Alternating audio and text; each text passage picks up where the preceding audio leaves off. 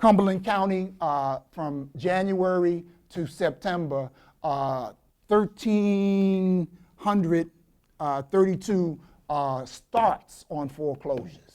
That's just starts, right? That's not whether or not they're going through. Some of them have been avoided. Some people might go into bankruptcy and hold it off, whatnot. But that's just the starts, people filing papers, right? And I've got some maps if you're interested in different areas of Cumberland County to see how that actually works out. In the state of North Carolina, we're talking about that same period, 41,000 starts.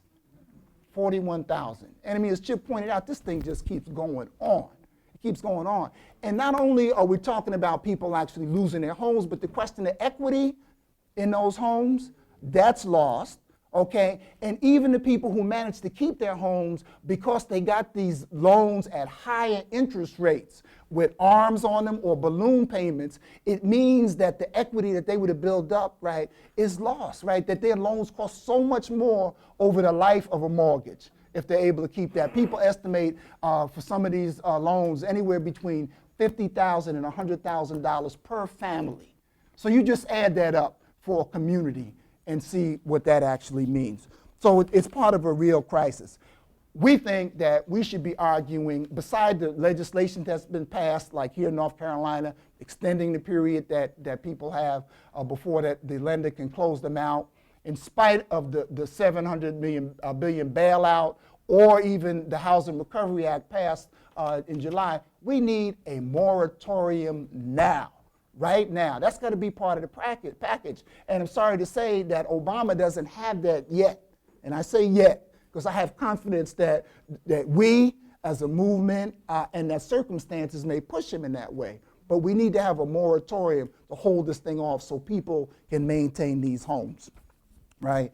This is a time, I believe, that we really have to challenge the system. And we can have these conversations. We can't sit back and gloat about a victory on November 4th. We have to really push these things out. And I think what it does for us, here we are having a conference about race. I think it tells us that something that race will not be enough. Race is not enough. People are thinking that because Obama, given his roots and what he represents, might change things. But any of us here, I think we used the term the gray heads in here earlier, Nancy, know enough that we've seen many African American politicians come into situations where they could not control what was taking place. Whether it was in Newark with Kenneth Gibson, Coleman in Detroit, you go on and name them. When you inherit something that's fundamentally and structurally rotten, what is it that you're able to do? And so we've got to talk about that. We've got to really get this sense of achievement out of the way. I think it's good for my grandson to see a black person elected as president, but I want him to be clear on what it is that people do, so that while people were happy about Colin Powell endorsing Obama, and maybe that will help him, we also got to know that Colin Powell is connected to what some people would call war crimes, right? In Vietnam, in the My Lai massacre. That you also need to know that he was the chief apologist for our attack, our occupation in Iraq. And so we got to be able to balance those kinds of things and understand that.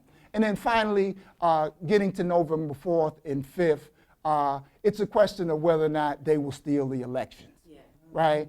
And so what we're saying is that there's enough evidence out there that 2000 and 2004 were stolen, and that there are things that are happening as we speak today, to disenfranchise people, whether it's machines flipping the votes in West Virginia, right, or people being turned away because their names have been stricken from the rolls. It could happen, and the question is, what will we do if they steal the election? And we're saying that on November 5th, we should be in the streets celebrating or protesting. Thank you.